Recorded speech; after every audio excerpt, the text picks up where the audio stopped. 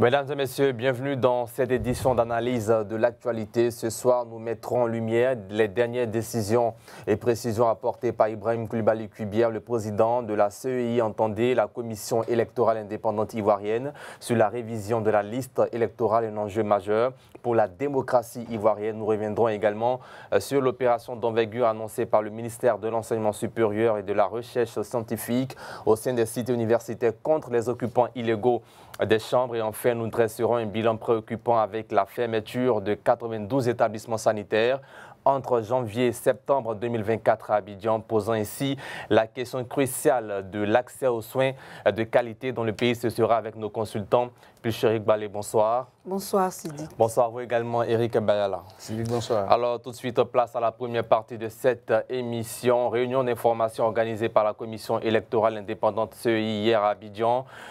Cette réunion présidée par le président de la dite institution, Ibrahim Coulibaly Cubière, a permis de faire des précisions sur la dite opération qui se tient très bientôt. Élément signé Ismaël Traoré.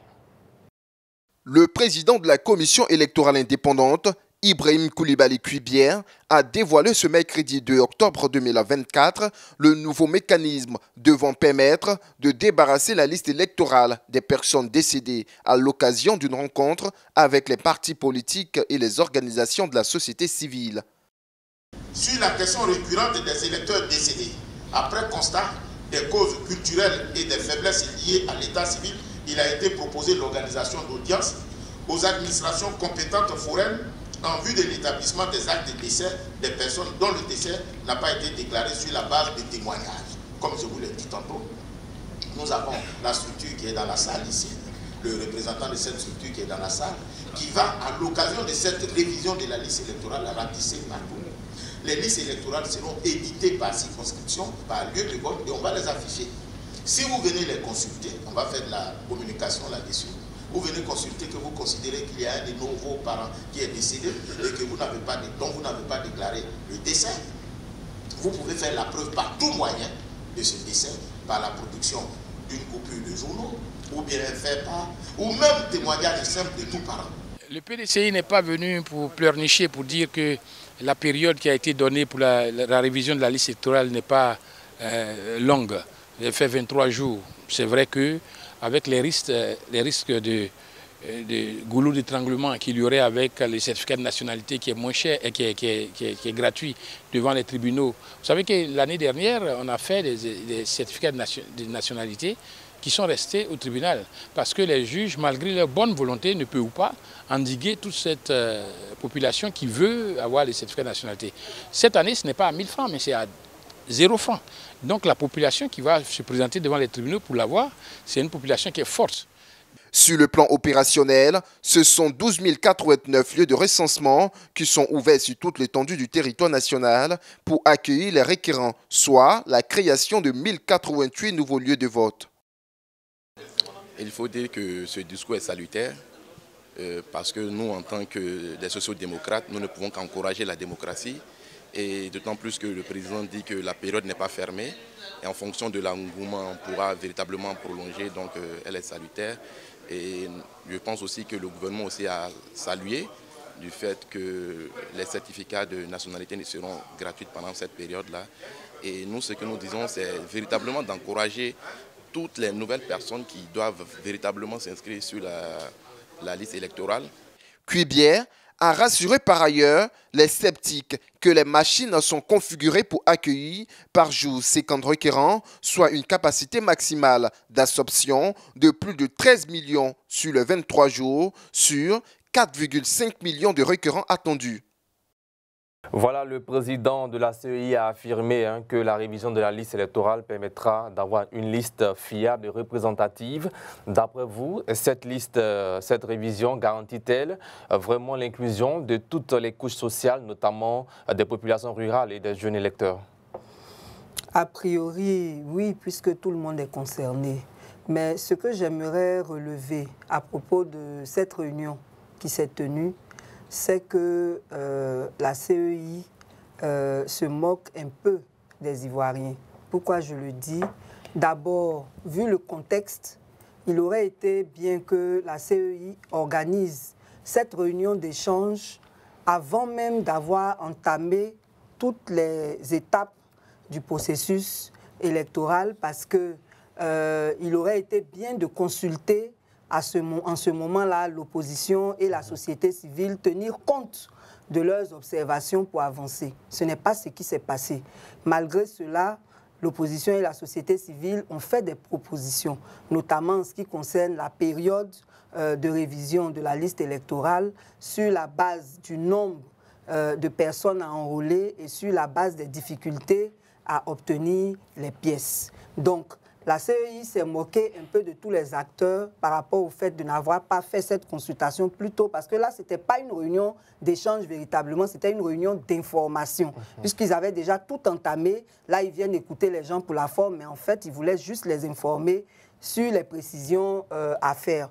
Donc, la deuxième chose, c'est par rapport aux points même qui ont été abordés. La plupart des points, ou bien on va revenir dessus tout à l'heure. Vous pouvez déjà passer sur ces points, mais nous arriverons dans quelques instants sur le fond même de ces points. Allez-y. Non, si on revient sur le fond, on va s'arrêter là. Alors Eric Bayala, la CEI a repoussé la limite d'âge pour l'enrôlement des nouveaux majeurs au 1er mars 2025, c'est-à-dire avant la publication de la liste électorale. Quelle appréciation faites-vous de cette décision ? Moi, je pense que c'est une décision vraiment salvatrice parce que il y a d'abord la proclamation provisoire de la liste électorale. Et quand on sait que les élections auront lieu en octobre 2025, donc en poussant la date limite au 1er mars 2025 pour les nouveaux majeurs, cela voudrait dire que après la publication de la liste provisoire, ça va prendre en compte tous ceux qui auront déjà eu 18 ans et plus. Parce que si on s'en tient exclusivement à prendre en compte dans le cadre de la révision de la liste électorale, ceux qui ont 18 ans maintenant, d'ici à quelques mois, certains auront déjà dépassé ce cap-là, ils auront déjà atteint l'âge de la majorité électorale. Donc, pour pallier à ça, la CEI a décidé donc de pousser la date au 1er mars 2025, de sorte à ce qu'on ait déjà dans ceux qu'on va recevoir pour être enrôlés, des candidats qui soient déjà disposés, sinon qui doivent atteindre l'âge des 18 ans avant la proclamation provisoire de la liste électorale. Bien plus cher que les réactions sur cette décision. C'est justement ce point-là qui était mon second point. Que vous quand je dis que la CEI se moque des Ivoiriens, ce point-là, il est très tendancieux. Pourquoi? Pour la simple raison que si on est effectivement dans un état de droit, si on respecte nos textes, et donc si on veut respecter l'article 6 du Code électoral qui nous dit que la révision doit être annuelle, la CEI n'a pas à ruser pour prétendre favoriser les nouveaux majeurs en les prenant jusqu'en mars. Parce qu'en principe, en 2025, on doit avoir une autre révision de la liste électorale. Et cette façon de repousser l'enrôlement des nouveaux majeurs jusqu'en mars nous emmène à nous interroger sur la période à laquelle va prendre fin la révision de 2024. Si c'est en mars, on clôt, après il faut le contentieux, ainsi de suite. Finalement, on va arriver vers octobre 2025 sans avoir eu le temps de faire la révision pour 2025. Donc nous pensons que cette décision, elle n'est pas bonne. Elle n'est pas bonne. Il faut qu'on finisse tout ce qui concerne 2024 en 2024 et qu'on nous donne une autre période pour 2025. Sinon, on avait proposé que, compte tenu des problèmes qu'il y a, la révision se passe même jusqu'en juin 2025 pour tout le monde.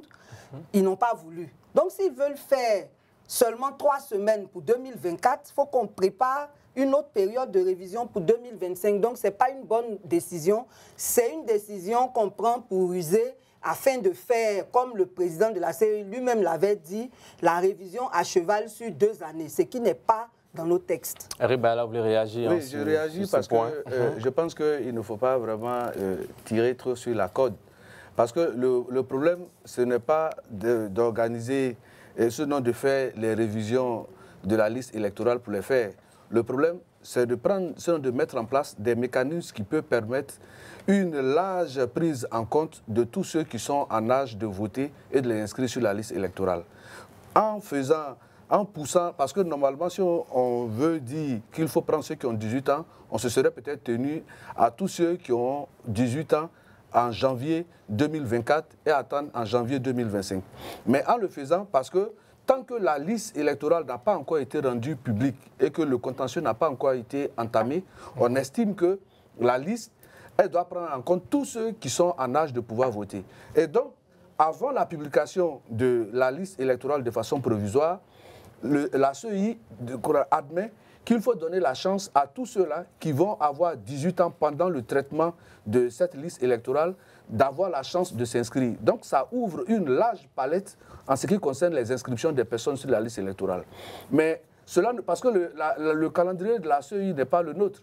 Ce n'est pas parce qu'on a étendu jusqu'en mars 2025 qu'on ne pourrait pas avoir encore une autre chose qu'on appelle sa révision de la liste électorale avant octobre 2025. Donc il faut d'abord attendre avant de juger, parce que si jamais on tire trop sur la corde aujourd'hui en faisant des procès d'intention sur la sincérité, la crédibilité de la CEI, et qu'en 2025, il y a encore une nouvelle, ce qu'on appelle révision de la liste électorale, on se serait fourvoyé. Donc pour l'heure, il faut qu'on laisse le processus suivre son cours en ayant confiance en nos institutions. Alors, le changement de lieu de vote est suspendu en ligne pour cette opération. Que pensez-vous de cette décision également? Oui, justement, je pense que cette décision est salvatrice parce que tous les partis politiques, aussi bien ceux de l'opposition que du pouvoir, en ce qui concerne les élections locales, s'en plaignent parce que cela induit la transhumance des électeurs.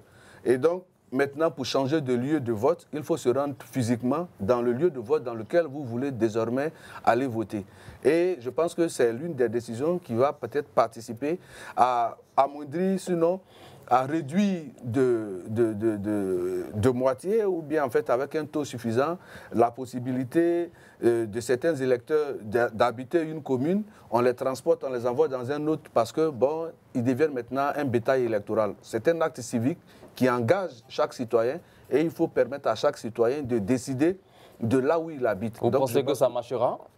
Bon, tant qu'on n'a pas éprouvé la mesure, on ne peut pas déjà tirer de conclusions pour savoir si ça marche ou pas. Mais je pense que les experts de la question électorale ont décidé de suspendre l'inscription en ligne et ça a été motivé pour réduire, sinon pour empêcher la transhumance.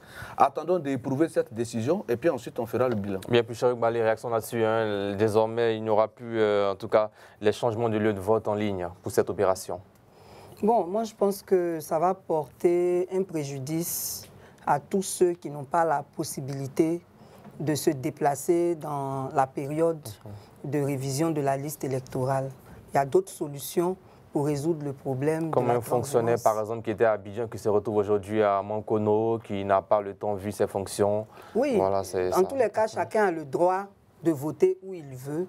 Et donc, moi, je pense que s'il y a un autre problème technique qui justifie cette décision, il aurait fallu trouver une solution technique. Mais si c'est par rapport aux transhumances, je ne pense pas que c'est ça qui va empêcher les gens de faire la transhumance s'ils le voudraient. Voilà, donc ça va pénaliser tous ceux qui ne peuvent pas se déplacer. Donc ce n'est pas une bonne décision parce que nous sommes à l'heure du digital. Il y a beaucoup de choses qui se règlent en ligne. Ce n'est pas pour la révision de la liste électorale qu'on va supprimer cette possibilité. Alors, Coulibaly Kuibier a évoqué un processus de radiation pour enlever les électeurs décédés et inéligibles de la liste électorale. Il a dit, je cite, « Le changement de lieu de vote en ligne est suspendu pour l'opération actuelle de la révision de la liste électorale. Selon lui, cette décision vise à éviter la transhumance relevée par certains partis politiques lors de des dernières élections électorales, des révisions électorales en Côte d'Ivoire. Est-ce que vous avez quelque chose à dire sur ce point à nouveau? Non. Bien. Alors, on poursuit. Eric Bayala, le mode de radiation soulève-t-il d'autres interrogations? Tel que évoqué par le président de la CEI, c'est-à-dire qu'un électeur qui est déjà inscrit sur la CEI peut venir demander, sinon réclamer la radiation d'un autre électeur décédé en fournissant justement les pièces justificatives au niveau du décès. Et s'il y a eu des personnes qui ont été inscrites, sinon indûment inscrites sur la liste électorale et qu'un électeur en a la preuve, il peut également saisir la commission électorale pour pouvoir demander que cela soit pris en compte. Mais en même temps, il faut savoir que il y a quand vous prenez le décret qui a institué la révision de la liste électorale de cette année, il est clairement indiqué que la CEI travaillera en liaison avec l'Office national de l'État civil de Côte d'Ivoire pour que on ait une synergie d'action en ce qui concerne non seulement les rédactions par décès, et puis toutes les autorités compétentes, parce qu'il y a également certains électeurs qui sont déchus de leurs droits civiques. Il faut que tout ça également soit porté et pris en compte par la CEI, de sorte à ce que la CEI soit débarrassée, sinon la liste électorale soit débarrassée de toutes les personnes qui n'y ont pas droit. Bien, que proposez-vous pour une radiation plus efficace des personnes décédées et des personnes qui ne jouissent plus de leur droit de vote également?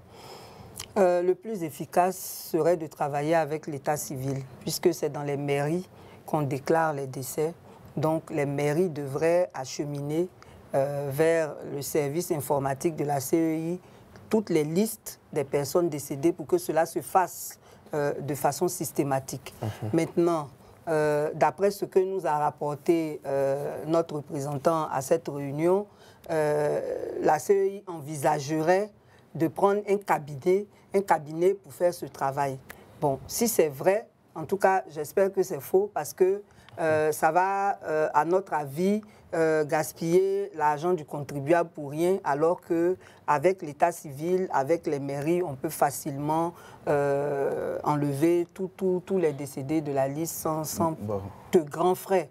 Voilà. Allez-y. Oui, parce que vous savez qu'on a beaucoup de communes en Côte d'Ivoire. 201 seulement.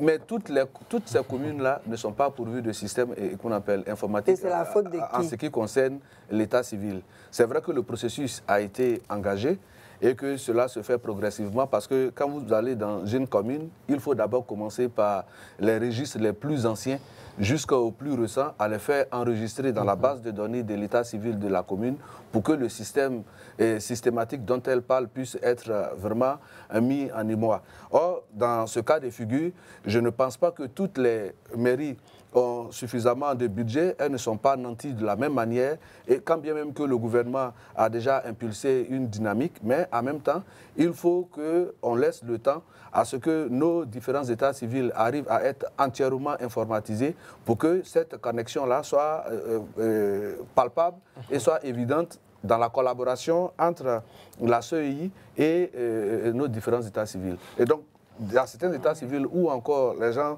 sont encore à traiter les données de manière, on appelle ça, manuscrite, et donc ça ne rend pas aisé les différentes propositions informatiques. Donc pour l'heure, il faut donc permettre à ce que progressivement on arrive à informatiser totalement nos états civils, de sorte à ce que, bon, à date, ça soit une proposition. Mais pour l'heure, il faut s'en tenir aux réalités du moment, vu le calendrier que nous avons. Avant que vous réagissiez, quand on parle de réalité du moment, il y a par exemple le changement de lieu de vote qui se fera désormais, qui ne se fera plus en ligne. Oui. Et pour cette question, vous dites que c'est normal que ça se fasse physiquement, alors que les réalités du moment, c'est aussi le numérique.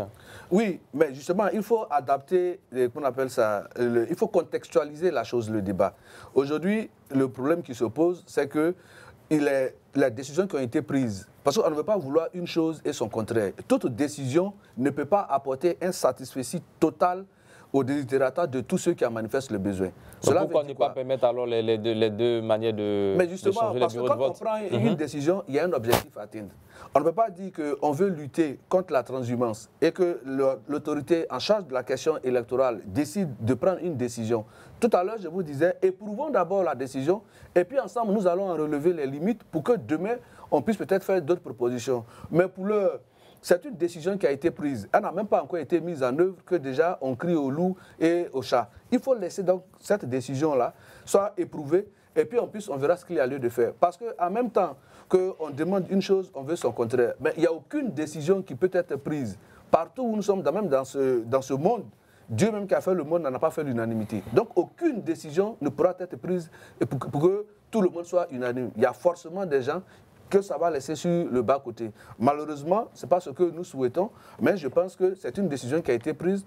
Il faut laisser donc la CEI mettre, comment on appelle ça, en application cette décision, et puis ensemble, on fera le bilan pour voir ce que ça a produit. Parce que l'idée derrière, c'est d'abord de participer à vraiment arrêter le fléau de la transhumance électorale. Oui, il ne s'agit pas pour la CEI de faire ce qu'elle veut, et puis d'attendre l'application de ce qu'elle veut pour corriger les faiblesses de cette décision. Il s'agit pour la CEI de prendre des décisions de façon consensuelle, en accord avec tous les acteurs. Et comme on le disait tout à l'heure, nous sommes à l'ère du numérique. Il n'y a aucune raison qui justifie le fait qu'on ne puisse pas s'inscrire en ligne, changer de lieu de vote en ligne. Il n'y a aucune raison qui le justifie. Ça va forcément exclure des électeurs. Maintenant, par rapport à l'état civil, on n'a pas demandé à la CEI de demander aux mairies de nous donner la liste des décédés depuis 2000 ou avant. Si les révisions étaient faites de façon annuelle et qu'on respectait les listes même des décédés chaque année, déjà on aurait apuré cette liste-là de façon valable. Donc, il s'agit pour les mairies de donner des listes, même si elles ne sont pas informatisées, ce n'est pas tous les jours que les gens décèdent et ils ont des registres les plus récents au moins. Ils peuvent faire même les listes manuellement et les transmettre à la CEI pour que des saisies soient faites pour entrer ces données-là dans le système. Donc, moi, je pense que ça n'a rien à voir même avec l'informatisation de l'état civil. Les registres sont là, les registres des décès sont là. On n'a pas dit d'aller prendre les registres des naissances depuis je ne sais pas quelle année. Les registres sont thématiques. Donc, on prend les registres de décès, on fait la liste et puis on envoie, c'est tout. C'est une question de volonté. C'est une question de volonté. Il y a 201 communes. Tout l'argent qu'on met dans l'organisation des élections, il y a une partie qui pourrait être réservée à ceux qui prendraient les registres des mairies pour faire les listes et puis les transmettre à la CEI. C'est aussi simple que ça. Bien, dernière question pour vous pour terminer cette partie. Y a-t-il d'autres précisions faites par le président de la CEI sur lesquelles vous aimeriez réagir? Oui, en fait, il y a cette affaire de certificat de nationalité. Gratuite. Oui, parce que le problème qu'on avait évoqué pour demander que la période de révision s'étende carrément jusqu'en 2025, de sorte que de façon unilatérale, en contradiction avec le code électoral, la CEI ne fasse pas d'enrôlement à cheval sur 2 années au lieu de respecter les textes. On avait demandé cela à cause de ce problème de pièces, parce que pour avoir la CNI, il faut faire l'extrait de naissance et le certificat de nationalité. Maintenant qu'on décide que le certificat de nationalité est gratuit et qu'on peut s'enrôler avec le certificat de nationalité, avec le récépissé de la CNI, nous estimons que c'est une très bonne chose. Mais il faudrait aussi qu'on décide qu'au moment du vote, on puisse aussi voter avec le récépissé et le certificat de nationalité. Parce que le récépissé est la preuve que le citoyen a voulu faire sa carte d'identité. S'il n'a pas reçu en retour sa carte parce que le service de l'ONESI est défaillant, ce n'est pas sa faute, il faut qu'il puisse voter. Donc s'il peut s'inscrire avec ces pièces, que ces mêmes pièces-là soient aussi valables au moment du vote. Ça, c'est très important. Merci Eric. La réaction rapidement, 1 minute pour terminer. Non, je veux dire d'abord la décision en ce qui concerne la suspension de l'inscription en ligne. La CEI est composée de partis politiques, d'organisations de la société civile. Et donc, avant que le président de la CEI nous vienne donner cette information, il est clair que c'est une mesure qui a été décidée au sein de la CEI et qui a pris en compte la consultation de tous les membres les membres qui comprennent en son sein non seulement les partis politiques, mais les organisations de la société civile. Donc c'est une décision collégiale qui a été prise et dont le président de la CEI est venu la porter à la connaissance de l'opinion. Donc sur cette question-là, il est clair que tous les partis politiques au sein de la CEI ont été consultés. On ne peut pas nous dire que ça a été une décision unilatérale. Parce que quand on parle de la CEI, on voit peut-être le président, M. Ibrahim Kuibier, donc on renvoie tout à sa personne. Or, c'est toute une organisation, c'est toute une structure qui décide. Il n'est que seulement que le porte-voix de ce qui a été décidé au sein de la CEI. Maintenant, ce qui concerne les décès et leur transcription. Tout à l'heure, je l'ai dit, le décret qui institue la date de la révision de la liste électorale est très clair.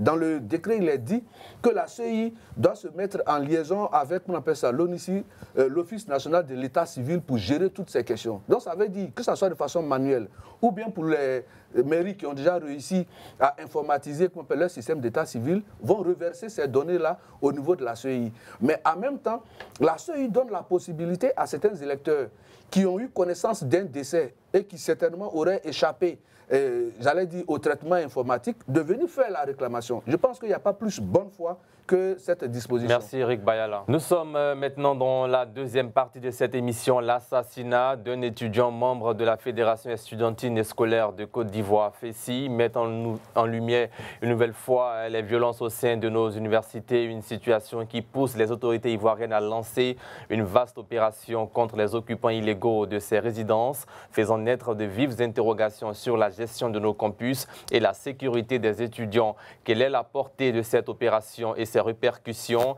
Élément de réponse dans cette deuxième partie d'émission. Tout de suite, place à la première question. Tout d'abord, Pucherik Balé, comment vous réagissez face à cette mort, cet assassinat de l'étudiant membre de la FESI?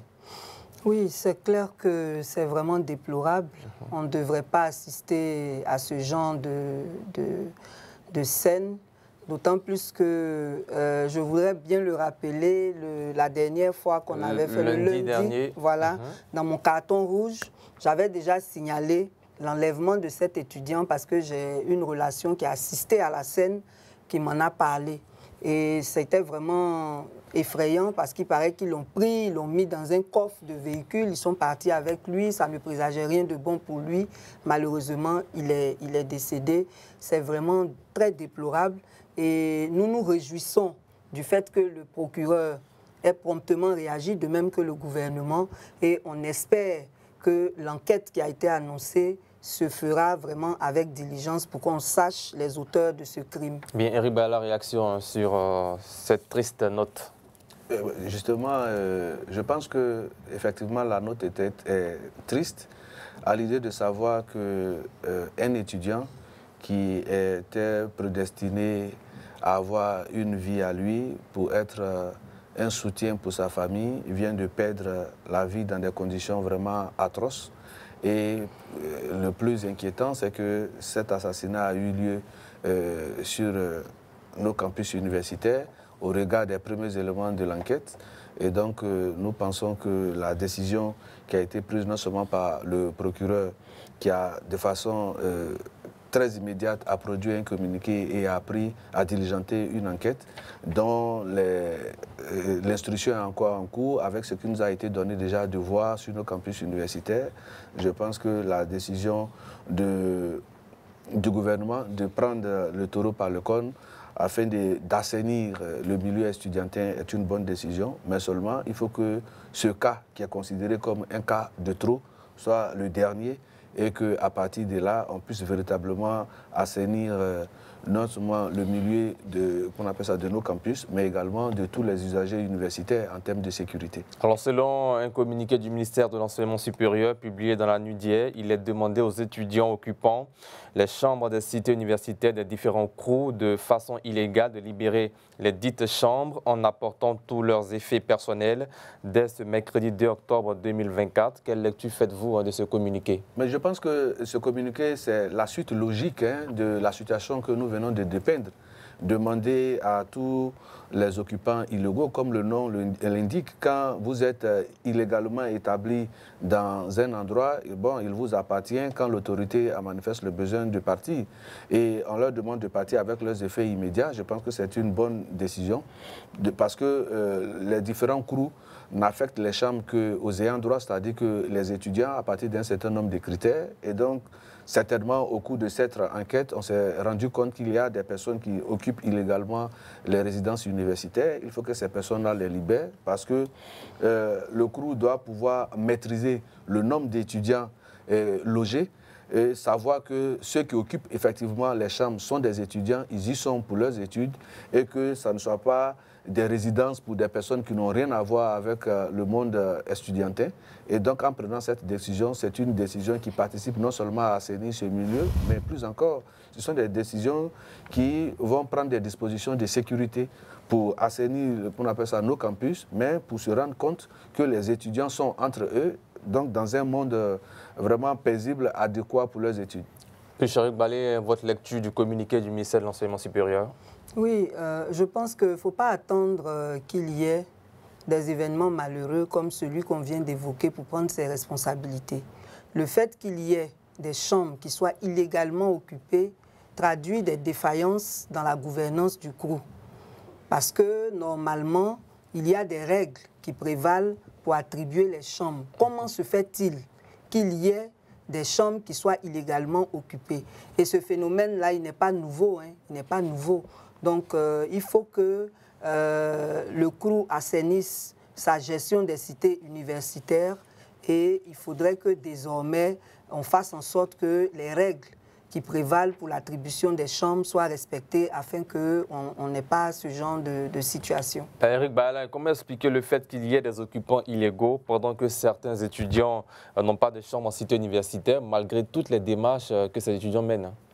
Mais, en fait, c'est pour peut-être pallier à cette décision parce qu'il faut le dire, hein, n'ayons pas peur des mots. Et toutes les questions qui engagent le milieu estudiantin, notamment au niveau de la FESI, qui est un syndicat fort, donc ce sont des questions qui sont toujours traitées avec circonspection, jusqu'à ce que, bon, aujourd'hui, on se retrouve face à une situation dramatique. Et même les espaces publics sont squattés par des gens.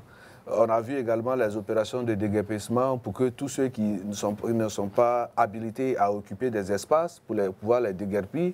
Et donc, dans les milieux estudiantins, ce qui se passe généralement, c'est qu'on attribue une chambre à un étudiant de façon légale et cet étudiant-là vient squatter la chambre avec un ami.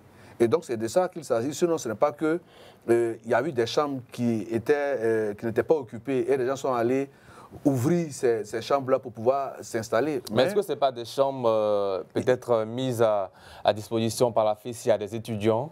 Bon, moi, je n'ai pas d'éléments tangibles pour pouvoir le confirmer. Mais ce qui est clair, c'est qu'on attribue des chambres à des étudiants. Il y a des chambres individuelles, il y a des chambres doubles. Ces étudiants-là viennent héberger, pour la plupart, moi j'en ai connu, des gens qui envoient des gens de leur famille, des amis pour venir, qu'on appelle, occuper ces chambres-là avec eux. Or, pourtant, ils n'y ont pas droit. Et donc, c'est tout ça qui fait qu'aujourd'hui, on se rend compte qu'on a un monde pléthorique sur les campus universitaires, parce que quand on doit déduire de ce monde-là les ayants droit et les étudiants, on voit qu'on aura peut-être plus de liberté de circuler, plus de sécurité. Bien, qu'entendez-vous par occupants illégaux? Oui, il ne s'agit pas seulement de personnes qui ont eu des chambres officiellement et qui laissent certaines autres personnes squatter ces chambres. Je crois que ça, ce n'est même pas un problème.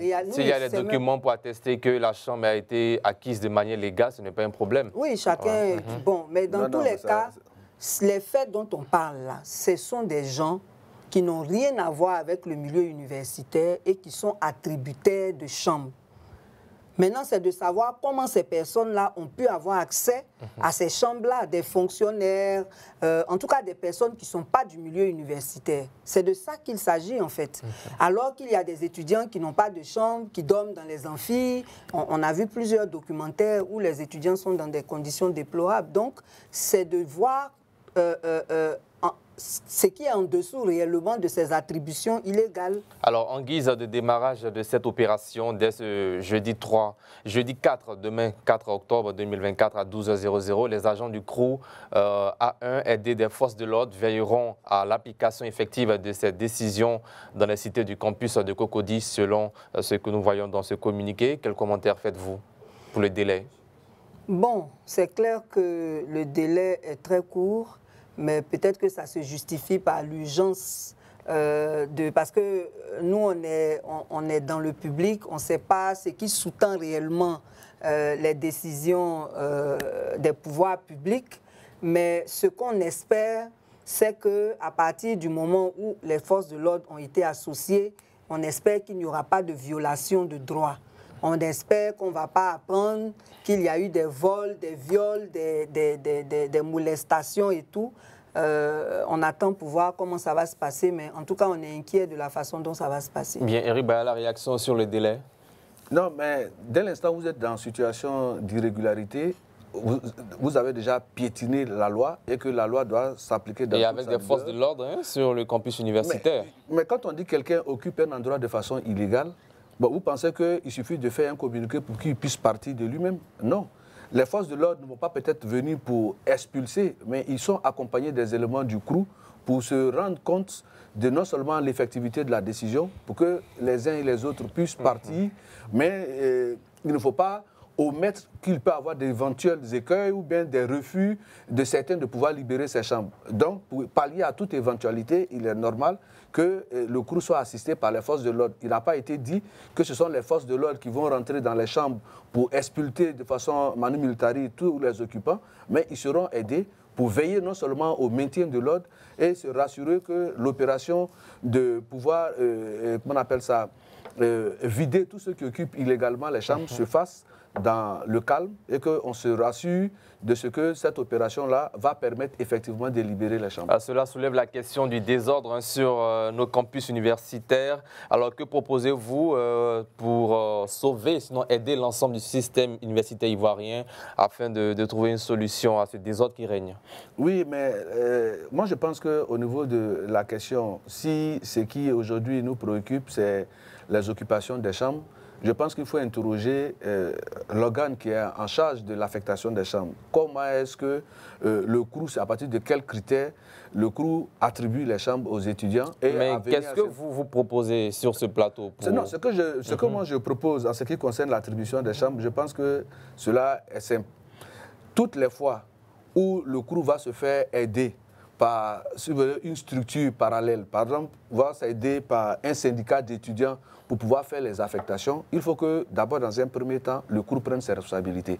Qu'on n'ait pas d'organisation d'étudiants qui viennent plaider pour dire nous sommes organisation d'étudiants, on a besoin de tel nombre de chambres, de tel nombre de chambres, de tel nombre de chambres. Il faut que le CROU se rassure qu'au niveau des demandes et des critères qui ont été établis, que le CROU lui-même affecte les chambres de façon individuelle à chaque étudiant qui en a manifesté le besoin. Qu'on n'associe pas à la mise à disposition des chambres les organisations des étudiants à qui on donne peut-être des chambres par quota pour dire, bon, on a donné tel nombre de quotas à telle organisation d'étudiants, quitte à elle d'aller maintenant les distribuer ou bien les mettre à disposition de leurs membres. Ce n'est pas ce que la loi dit. La loi dit que le CROU est chargé d'héberger les étudiants et en fonction des capacités des chambres, si ce sont des chambres doubles ou des chambres individuelles, que le CROU se rassure que ce soit de par ses services, que tous ceux qui occupent les chambres puissent avoir des chambres. Parce que si on arrive à débarrasser l'attribution des chambres de l'intervention des syndicats d'étudiants, vous allez voir qu'on aura effectivement sur nos campus les ayants droit, c'est-à-dire les étudiants. Bien plus, Cheikh Balé, il y a une grande responsabilité du CROU et même du ministère de l'Enseignement supérieur pour instaurer désormais l'ordre sur les campus universitaires. Oui, absolument. Ça relève de leurs prérogatives, donc c'est forcément de leur responsabilité. Donc il faut que les critères qui ont été arrêtés soient respectés. Nous, à notre temps, on regardait les résultats. Ce sont les étudiants les plus méritants qui avaient accès aux chambres, qui avaient droit plutôt aux chambres. Il y a aussi un quota qu'on donne aux étudiants handicapés. Il y avait des critères, en tout cas, qui étaient arrêtés. Donc, il faut, comme il l'a dit là, que le CROU prenne ses responsabilités sans faire interférer d'autres groupes. Même si on veut aider un groupe, par exemple, je prends les handicapés, ils doivent envoyer leur liste et leur liste doit satisfaire les critères qui ont été arrêtés pour tout le monde. Donc, s'il y a une rigueur au niveau du respect des critères, je pense qu'il n'y aura plus de problème. Est-ce que vous jugez les conséquences de cette action qui sera menée par le ministère de l'Enseignement supérieur? Les conséquences pour qui? Sur les étudiants.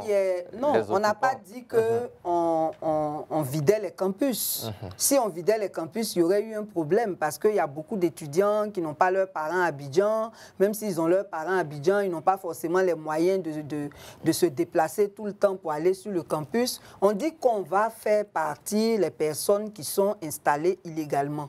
Donc, a priori, il n'y a pas de conséquences directes sur les étudiants, les vrais qui devraient bénéficier des chambres. C'est les illégaux qui s'en vont et c'est tout à fait normal. Il faut qu'on puisse attribuer à nouveau ces chambres-là aux ayants droit normaux. Voilà. Il y a également une vague de réaction des partis politiques, notamment le PDCI-RDA à travers la jeunesse estudiantine et le parti même, le PPACI également, le FPI et la jeunesse du RHDP. Quelle analyse faites-vous en général de toutes ces déclarations-là? En fait, c'est une question qui est préoccupante parce que c'est une question, on parle du monde estudiantin et je pense que tous ces partis politiques qui se sont prononcés, ce sont des partis qui aspirent à la gouvernance de la Côte d'Ivoire. Et donc, face à une situation aussi préoccupante, c'est normal qu'ils fassent des déclarations pour donner leur point de vue. Mais au regard de ce qui a été dit, il est clair que c'est une situation qui est à déplorer. Mais malheureusement, nous sommes déjà de plein pied dans une situation où on déplore la perte en vie humaine d'un étudiant qui était certainement promis à un bel avenir. Et je pense que tout parti politique ou toute organisation responsable ne pouvait pas passer, c'est-à-dire ne pouvait pas rester sans mot dit face à cette situation. Et moi, je pense que leurs différentes déclarations, excepté celle de, peut-être on va en parler, mais toutes les autres organisations politiques ont bien fait donc de donner leur position et de condamner ce qui s'est passé. Bien, puis Cheikh Balé, réaction là-dessus? Oui, c'est tout à fait normal. Nous sommes tous des observateurs de la vie publique. Tout le monde a le droit de se prononcer sur tout ce qui se passe. Et il y a eu des partis qui n'ont pas réagi, notamment GPS de Guillaume Soro, qui fait généralement une déclaration tous les jeudis. Malheureusement, dans la déclaration d'hier, cela n'a pas été mentionné. Qu'est-ce que ça vous inspire? Qu'est-ce que ça suscite en vous? Bon, pour GPS, il y a deux problèmes qui se posent. Le premier, c'est que le gouvernement dit que GPS est dissous.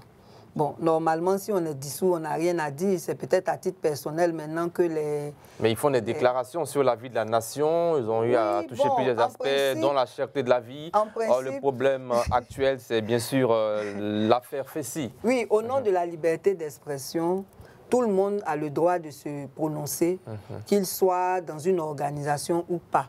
Donc, à ce titre-là, dissous ou pas, GPS peut se prononcer sur tout, la cherté de la vie et autres. Maintenant, pourquoi ils ne se sont pas prononcés sur cette question? Ça suscite beaucoup d'interrogations. Ils sont les mieux placés pour l'expliquer. Franchement, je ne saurais pas quoi dire là-dessus. Bien, Eric Bayala, votre lecture avec ce silence de GPS sur la question? Moi, je pense que, comme je le dis, GPS pouvait se prononcer sur questions diverses en ce qui concerne la vie de la nation. Mais quand on connaît que l'organisation même qui a révélé à la face de la nation le leader actuel de GPS, il ne pouvait pas ne pas se prononcer et ne pas prendre en compte la situation qui s'est passée sur le campus où il est mis en cause entre griffes en attendant que les enquêtes soient situées la responsabilité de l'organisation qu'il a dirigée. On ne peut pas dire que la FESI est suspectée dans un assassinat et l'un des tout premiers secrétaires généraux de la FESI, qui a dirigé cette organisation, se prononce sur la vie de la nation et il ferme les yeux sur cette question précise. Et il n'est pas le seul également, le COGEP n'a pas fait de déclaration à ce sujet. Ça veut dire qu'il est à s'interroger. Il est à s'interroger. Pourquoi est-ce que quand on touche le monde estudiantin, où tous ces leaders-là sont issus, ils se taisent? Est-ce que c'est un silence qui est suffisamment révélateur ou bien qu'est-ce que cela induit véritablement? Parce que normalement, comme elle a dit, pour tout acteur de notre société qui est leader d'opinion, quand il y a une situation qui est aussi préoccupante au niveau national, il est clair que chaque leader puisse donner de la voix. Bien, pour terminer, terminons avec cette question. Toute activité syndicale et estudiantine est désormais suspendue. Une note est sortie, une note publiée par le gouvernement ivoirien. Comment vous réagissez rapidement? Mais ce sont les conséquences de ce qui se passe. Parce qu'avant ça, au niveau, sur le monde du campus, au niveau estudiantin, chaque organisation syndicale pouvait mener ses activités.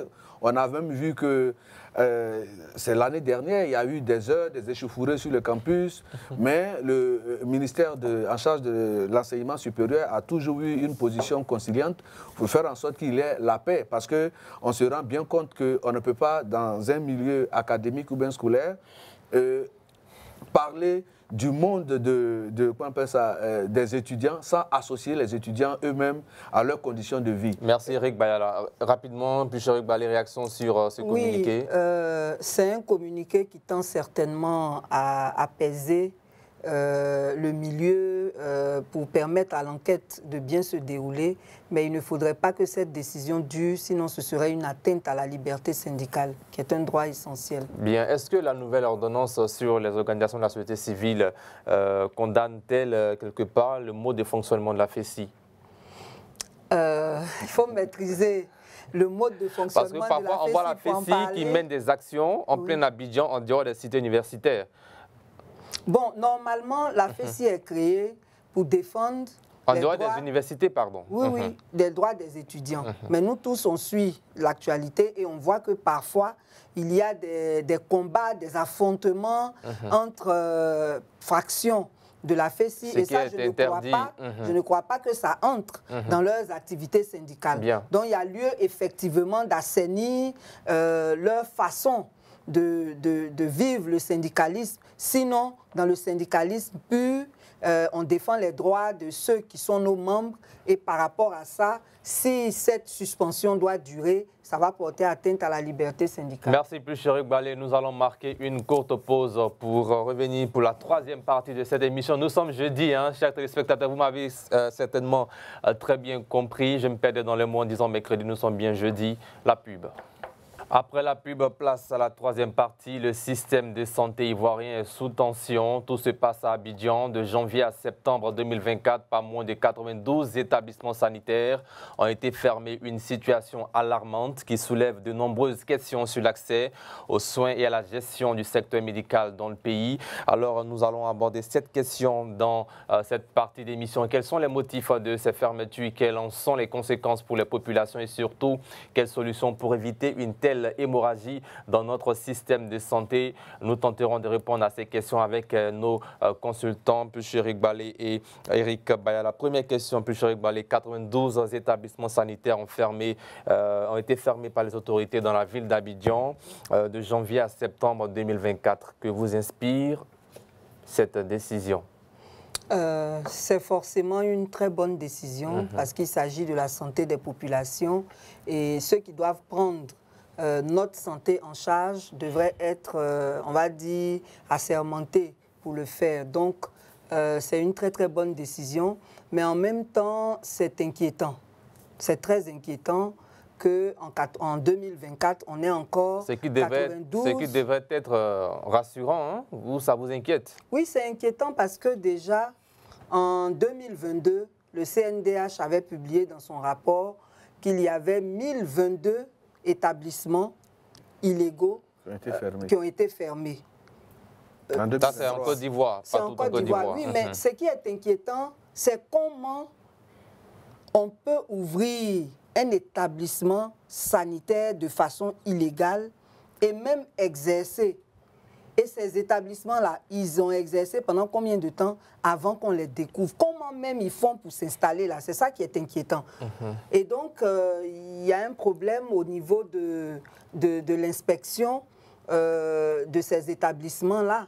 Parce que les populations qui sont riveraines de ces établissements ne savent pas que ce sont des établissements illégaux. Ils y vont.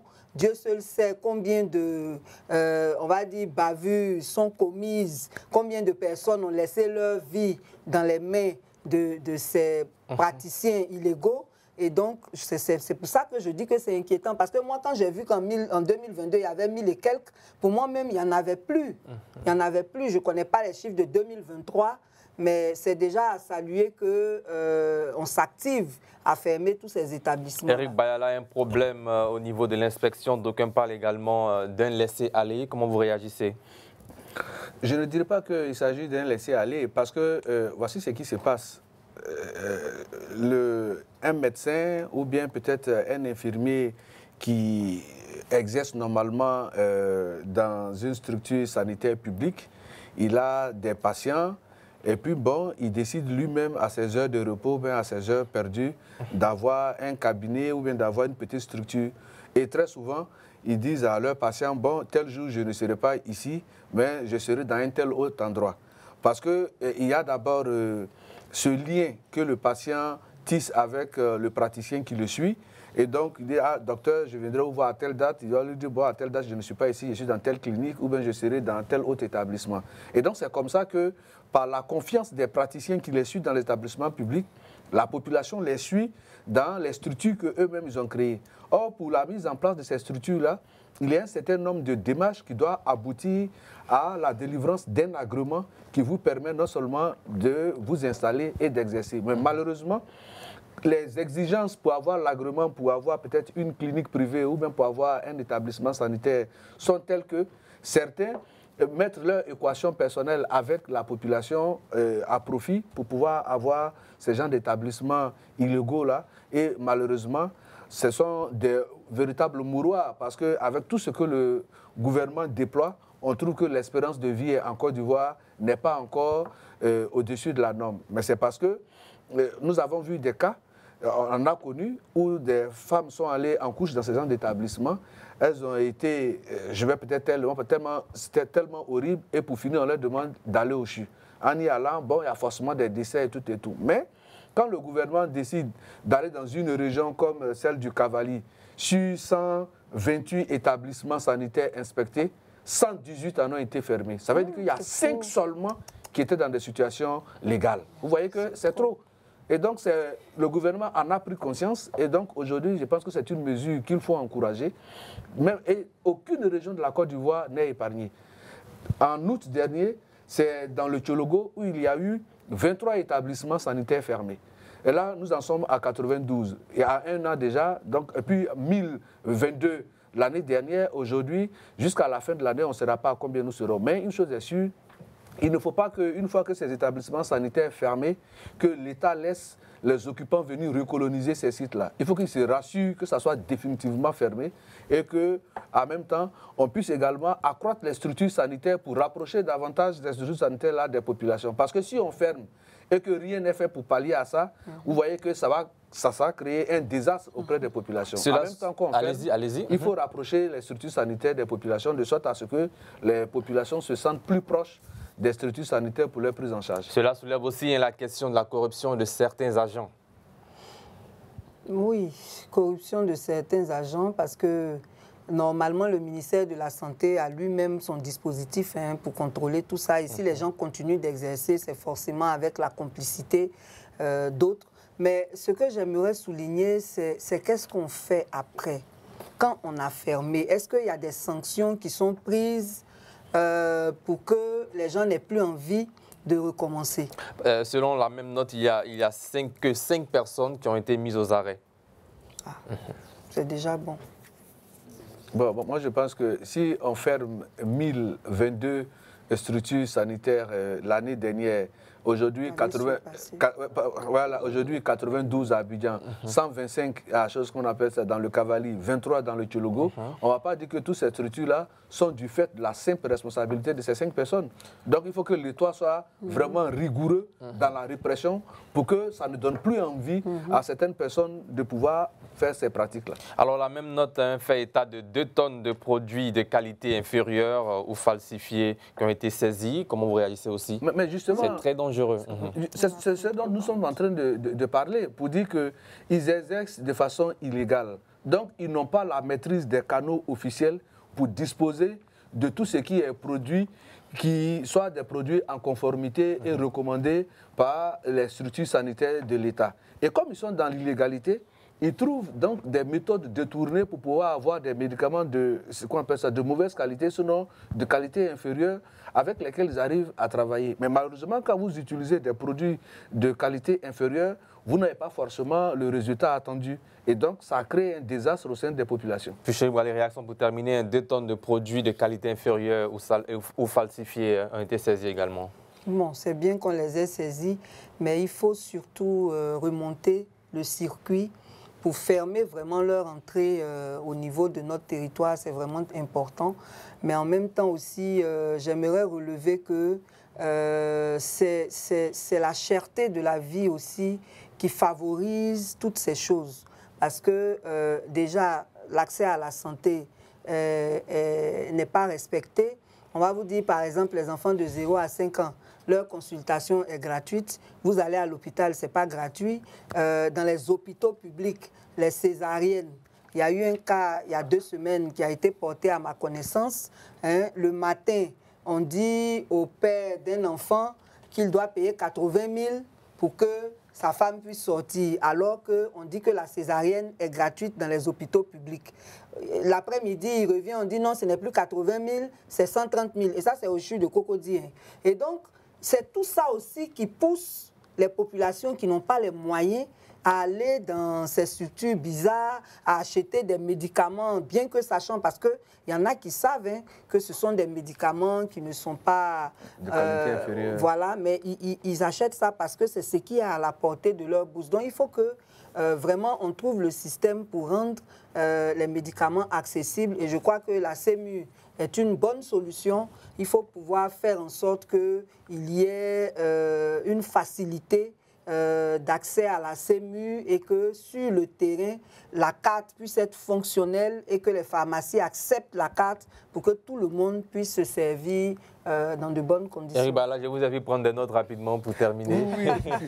Non, mais en fait, ce que je voulais dire en ce qui concerne la gratuité, je pense que dès l'instant où l'État demande aux populations et a pris des mesures pour dire que de 0 à 5 ans, vous avez pour les enfants de 0 à 5 ans, on appelle ça l'accès aux établissements et autres hôpitaux publics sont gratuits. Et quand vous y allez en tant qu'usager et qu'on vous demande une facture, il y a des numéros que le ministère de la Santé a mis à disposition. Malheureusement, l'Ivoirien n'a pas ce réflexe-là de dénoncer les abus. C'est le 143 pour la santé. Et donc, on a l'impression que rien n'est fait. Mais quand vous êtes face à une telle situation, le praticien qui vous exige de payer, c'est parce qu'il sait que jamais vous n'allez peut-être le dénoncer. Sinon, si les Ivoiriens avaient le réflexe de dénoncer une situation qui leur est préjudiciable, là où le gouvernement a pris des mesures et que certains sont des contrevenants, je pense que ça allait être un cas école et tout le monde allait se mettre au pas. Donc c'est un appel citoyen que nous lançons, aussi bien pour les prix dans les boutiques, pour les prix dans les hôpitaux, tout ce qui a été plafonné et les consignes qui sont données par l'État, il faut que l'Ivoirien soit capable de dénoncer, que l'Ivoirien soit lui-même la police de l'État au sein de la société pour qu'on puisse avoir une société assainie. Merci. Place maintenant au carton rouge.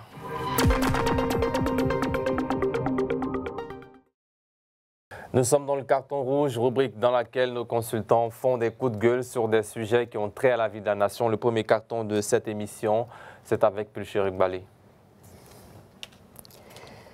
Je voudrais donner un carton rouge au procureur de la République parce que j'estime qu'il y a du 2 poids, 2 mesures. On est très heureux que dans le cas de l'assassinat de l'étudiant, il ait réagi promptement. Mais depuis le 31 décembre 2023, Eli Pada a disparu. Il a disparu. Il n'y a pas eu de déclaration du procureur malgré tout ce que ça a soulevé comme émoi au sein de la population. Il y a beaucoup d'autres personnes qui sont enlevées, il n'y a pas de réaction. Et donc, on aurait souhaité qu'il n'y ait pas du 2 poids, 2 mesures, mais que pour toutes les situations qui sont signalées, le procureur s'en saisisse et qu'une enquête s'en suive pour que ces personnes-là soient retrouvées. Merci. Eric Bala, la réaction ou question? Non, je pense que ce que Mme Bala a dit, il est clair que en ce qui concerne la sécurité de tout Ivoirien ou bien de tous ceux qui font l'amitié à la Côte d'Ivoire d'y vivre, quand il y a une situation, il faut que le procureur s'en saisisse. Mais en même temps, la loi dit que le procureur a l'opportunité des poursuites. Donc c'est lui seul qui apprécie, en fonction des dossiers qu'il a sous la main, d'engager pour des poursuites de façon immédiate ou bien de disposer d'abord d'un certain nombre d'éléments avant d'ouvrir une information judiciaire. Mais ce serait intéressant que toutes les questions qui touchent à la vie de la nation où la justice doit intervenir, que le procureur s'en saisisse et qu'il donne des suites vraiment favorables. Merci. Le dernier carton rouge de la semaine, c'est avec vous. Oui, je donne un carton rouge vraiment aux établissements scolaires. Il se trouve que les ouvrages scolaires varient d'un établissement à un autre. Or, s'il y a un programme, ce programme-là doit être adossé à des ouvrages que le ministère de l'Éducation nationale indique, de sorte à ce qu'un élève qui se trouve à Lakota en classe de CE1 puisse avoir le même programme et les mêmes ouvrages qu'un élève qui se retrouve peut-être à Ouangolo en classe de CE1. Mais il se trouve que les ouvrages sont utilisés d'un établissement à un autre. Parce que le cas le plus récent, c'est qu'un élève qui est allé en classe supérieure, qui a donné ses ouvrages à son jeune frère, qui va dans un établissement, on lui dit que non, ces ouvrages-là ne sont pas utilisés. Voici une liste de fournitures et on exige aux parents de venir acheter les listes de fournitures dans certains établissements. Or, la possibilité aux parents d'aller acheter la liste des fournitures dans différentes librairies leur donne au moins le choix de pouvoir aller là où c'est moins cher et d'avoir vraiment les ouvrages. Ne transformons pas nos établissements en des librairies. Ce sont des endroits où on enseigne le savoir, où on apporte l'éducation à nos enfants. Vraiment que le ministère de l'Éducation soit vraiment regardant sur cette question-là pour homologuer les choses. Les réactions? Oui, oui, c'est un carton rouge qui est non seulement approprié, mais d'actualité.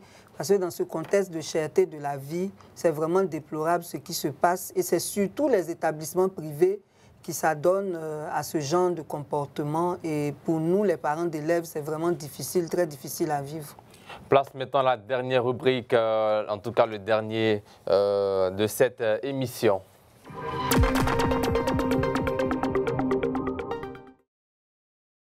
Le chiffre du jour, c'est 3,7.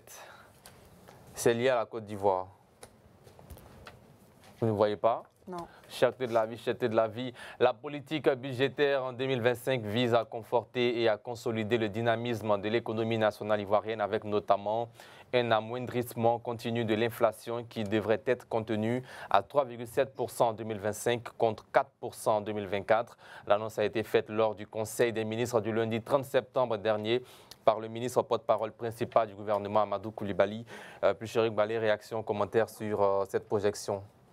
Bon, c'est une bonne projection, ce n'est pas nous qui allons nous en plaindre. Le problème, c'est comment ils comptent effectivement contenir cette inflation, quelles sont les dispositions qui seront prises et est-ce que ces dispositions seront prises en accord avec les acteurs des secteurs concernés. Par exemple, si on prend le ministère du Commerce, souvent ils annoncent des plafonnements, mais c'est des plafonnements qu'ils annoncent sans collaborer avec les commerçants. Du coup, eux, ils annoncent quelque chose, les commerçants font autre chose et le contrôle étant inefficace, finalement, les populations ne bénéficient pas de ces mesures qui deviennent improductives. Donc, nous attendons de voir comment ça va se passer. Et vous avez espoir? Hein? Oui, bien sûr, il faut toujours avoir de l'espoir. Bien, Eric Ba, la réaction? Oui, mais sur cette projection, je pense que c'est une mesure d'abord à saluer. Et ça vous réjouit? Parfaitement, parce que lorsqu'on parle de la réduction de l'inflation, je pense que ça ne se fait que se ressentir dans le bonheur des citoyens. Et si on passe de 4,2% à une projection de 3,7%, je pense que c'est déjà une mesure à saluer et à encourager le gouvernement à poursuivre ses efforts pour que vraiment le bonheur des Ivoiriens continue d'être au centre de leurs préoccupations. Fin de cette émission. Merci à vous, Eric Vayala. Merci, Plucheric Balé. Rendez-vous la semaine prochaine. Nous avions parlé dans cette émission de la commission électorale indépendante d'une grande réunion présidée par Ibrahim Coulibaly Kuibier, président de la dite institution, sur le processus de révision de la liste électorale où des précisions avaient été faites. Et puis, dans la deuxième partie, Cité universitaire, une opération lancée contre les occupants illégaux de ces cités. Et dans la troisième et dernière partie, il était question de 92 établissements sanitaires fermés de janvier à septembre 2024 en Côte d'Ivoire. Merci d'avoir suivi cette émission. Merci de votre constante fidélité à Reflet TV. L'information revient lundi à partir de demain vendredi à partir de 19h30 sur Reflet TV pour la grande édition du journal avec Jean-Jacques Denis. Portez-vous bien, que Dieu veille sur la Côte d'Ivoire et sur vous. Bonsoir.